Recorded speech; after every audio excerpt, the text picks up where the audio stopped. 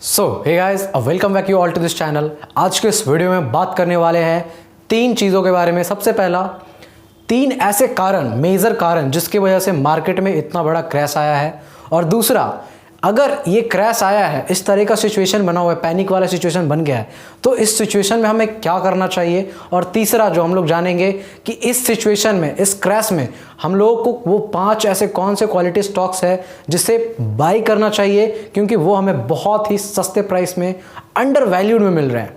तो चलिए शुरू करते हैं इसी के साथ आज के इस वीडियो को। वीडियो में आगे बढ़ने से पहले मैं आपको बता देना चाहता हूँ कि मैं इस चैनल पे स्टॉक से related, penny stocks, investment, crypto currency, इन सभी चीज़ों से रिलेटेड वीडियोस लाता रहता हूँ। सो मेक श्योर कि आप इस चैनल को जरूर सब्सक्राइब कर ले। और हाँ, वीडियो अगर अच्छा लगे तो वीडियो को लाइक जरूर करें। तो चलिए शुरू करते हैं बिना किसी देर के। सबसे पहला टॉपिक आज का हमारा ये है कि ये जो मार्केट है निफ्टी 50, आप देख रहे हैं, नहीं भी तो रफली 2000 पॉइंट करेक्ट हो चुका है। कहीं ना कहीं निफ्टी हमारा जो आज से एक महीने पहले, अगर 1-2 महीने पहले का रेंज देखे तो 18,000 के आसपास लाई कर रहा था, वो आज 15,800 के आसपास करीब आ गया है। तो इतना बड़ा करेक्शन क्यों आया, इसके पीछे का कारण क्या है? लोग सोच रहे हैं कि इसके पीछे का कारण ये है कि रशिया यूक्रेन के बीच में वॉर चल रहा है, इस वजह से मार्केट इतना क्रैश कर गया है। लेकिन इसके पीछे का जो सबसे बड़ा कारण है वो रशिया यूक्रेन का वॉर नहीं है। इसके पीछे का सबसे बड़ा कारण है वो है क्रूड ऑयल का जो प्राइस है वो इंक्रीज हो गया है। कुछ दिन पहले तक क्रूड ऑयल का प्राइस $80, $70 के आसपास था, वो आज आसमान छू रहा है, लगभग $126 के आसपास पहुंच गया क्रूड ऑयल का प्राइस। और इस वजह से हमारे निफ्टी में भी बहुत बड़ा मंदी देखने को मिल रहा है। लेकिन लोग क्या सोच रहे हैं कि रशिया यूक्रेन की वॉर की वजह से वहाँ बॉम्ब गिर गया, वहाँ पे कुछ वो हो गया, लड़ाई हो गया, वहाँ पे कुछ दिक्कतें हो गई, इस वजह से ऐसा मार्केट में क्रैश आ रहा है। रशिया का मार्केट क्रैश कर रहा है इसलिए भी हमारा इंडियन मार्केट क्रैश कर रहा है, ऐसा नहीं है। इसके पीछे हाँ उसका हाथ है, उसमें उसका निफ्टी में जो हमारा मार्केट जो क्रैश हुआ है उसमें रशिया यूक्रेन का इफेक्ट है। लेकिन जो सबसे बड़ा इफेक्ट पड़ा है वो है क्रूड ऑयल का प्राइस में इंक्रीजमेंट।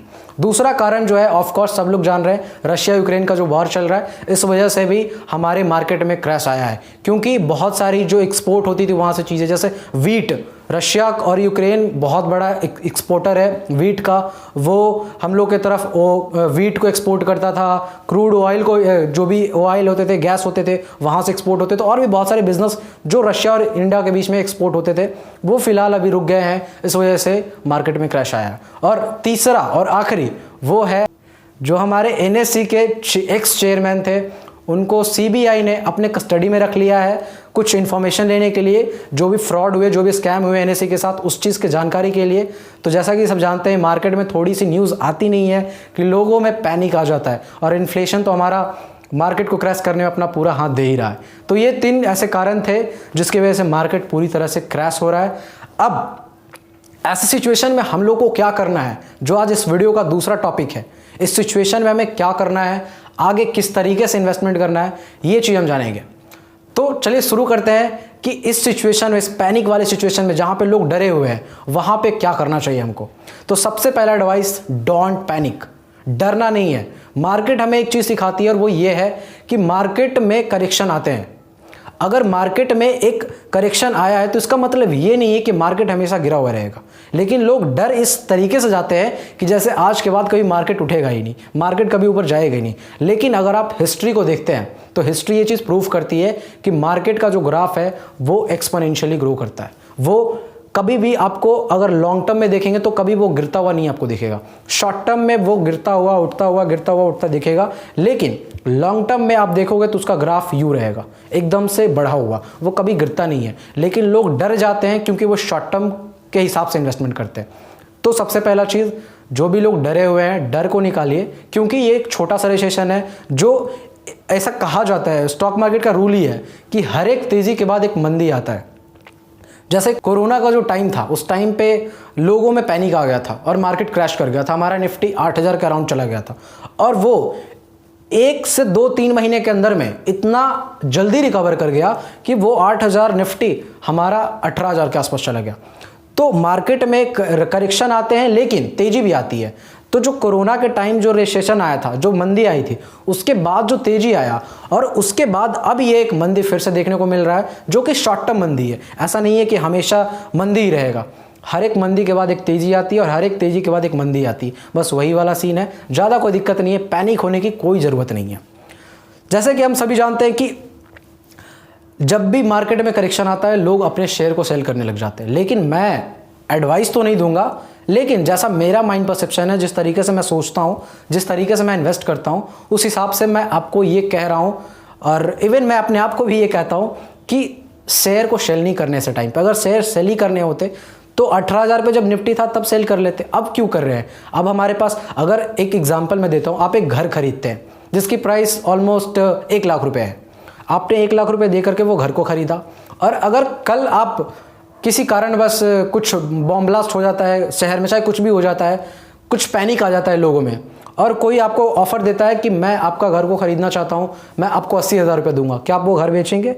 नहीं। तो फिर आप ये शेयर क्यों बेचते हैं? शेयर भी तो एक बिजनेस है, वो भी तो एक बिजनेस का पार्ट है। तो हम लोग इसको यूं देखते हैं, एसेट की तरह से देखते ही नहीं, हम लोग ऐसे देखते हैं कि ये शेयर है, इसका प्राइस गिरेगा उठेगा। लेकिन अगर हम जिस दिन इसे बिजनेस की तरह से देखने लगे कि ये बिजनेस का पार्ट है, ये हमारे जैसे घर के जैसा है, एक रियल एस्टेट का बिजनेस जैसा है, कि अगर मैंने किसी शेयर को इतने पैसे में खरीदा है तो मैं उसे कम में क्यों बेचूं? ये एक एसेट है। तो लोग का परसेप्शन ये है कि स्टॉक्स है, गिर जाते हैं, उड़ जाते हैं, ऐसा नहीं है, वो बिजनेस है, आप बिजनेस में पैसा इन्वेस्ट करते हो। सो मेक श्योर कि ये जो छोटे मोटे बड़े बड़े या फिर जो भी हो, जैसे भी र्यूमर्स फैलते हैं कि ये बेच दो, ये खरीद लो, इन सभी चीज़ों पे ना जाएं, और कोशिश करें कि जो भी आपके पास शेयर है उन्हें पेशेंस के साथ लेके चले और आगे बढ़े। आपको बहुत ही अच्छा एक हाई देखने को मिलेगा। यहाँ से साल भर या 2 साल जो भी टाइम लगे, मैं टाइम को तो नहीं प्रिडिक्ट कर सकता, लेकिन मुझे ये पता है कि ये ऊपर जाएगा। आज का जो हमारा तीसरा टॉपिक है कि अगर इस डीप में हम कुछ करना चाहें, सेल तो नहीं करना है, सेल करने का सोच नहीं रहे तो क्या करना है? परचेस करना है। अब परचेस करना है तो परचेस भी कैसे स्टॉक्स को कर रहे हैं? Quality stocks. जो क्वालिटी स्टॉक्स है उसको रिसर्च करने पड़ते हैं। तो मैं इस वीडियो में 5 ऐसे स्टॉक्स बताने वाला हूं जो कि क्वालिटी स्टॉक्स है। मैंने रिसर्च किया इस चीज़ पे कि वो अपने वैल्यू से, जो 52 वीक हाई है, 52 वीक लो है, उससे भी नीचे आ चुका है। तो कोशिश करें कि ये जो 5 स्टॉक्स मैं बता रहा हूं उनमें अगर आपकी मर्जी हो तो आप इन्वेस्ट करें। ये कोई एडवाइजरी नहीं है, बस ये एक एजुकेशन पर्पस के लिए मैं बता रहा हूं। आज का जो हमारा पहला स्टॉक है वो है अल्ट्राटेक सीमेंट, जो कि अपने 52 वीक लो के आसपास आ गया है। दूसरा है ब्रिटानिया, वो भी अपने 52 वीक लो के पास आ गया है। तीसरा है टाटा मोटर्स, वो भी बहुत ही करेक्ट हो चुका है, लगभग रफली 10 to 50% करेक्ट हो चुका है, वो भी 52 वीक लो के आसपास आ गया है। और चौथा है L&T, लार्सन एंड टूर्बो, बहुत बड़ी कंपनी है। इसको बजट 2022 से भी बहुत ज़्यादा हेल्प मिलने वाला है इस कंपनी को।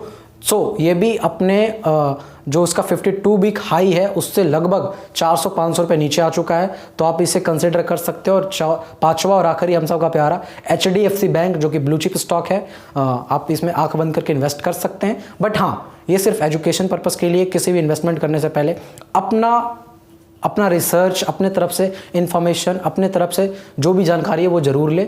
बिना किसी रिसर्च का, किसी के बात पे आप कोई भी पैसा इन्वेस्ट ना करें। इवन मेरी भी बात पे आप पैसा इन्वेस्ट ना करें। आप अपनी पैसा को अपने हिसाब से, अपने रिसर्च के हिसाब से इन्वेस्ट करें। मैं एजुकेशन पर्पस के लिए इस चीज़ को बस बता रहा हूँ। सो इन सभी स्टॉक्स को आप देख सकते हो। और लास्ट में एक बोनस स्टॉक्स जो कि मैं बताना चाहूँगा, एक स्मॉल स्टॉक है, पेनी स्टॉक्स है, जो है रिलायंस पावर और सुज़लॉन एनर्जी। इन दोनों स्टॉक्स को भी जरूर देखिएगा, रिसर्च कीजिएगा। अगर सही लगे तो आपकी मर्जी, आप इन्वेस्ट कर सकते या नहीं भी कर सकते। वीडियो अच्छा लगा हो तो वीडियो को लाइक करें, और इसी तरह के और भी वीडियोस पाने के लिए मेरे चैनल को सब्सक्राइब कर ले। That's all, bye bye.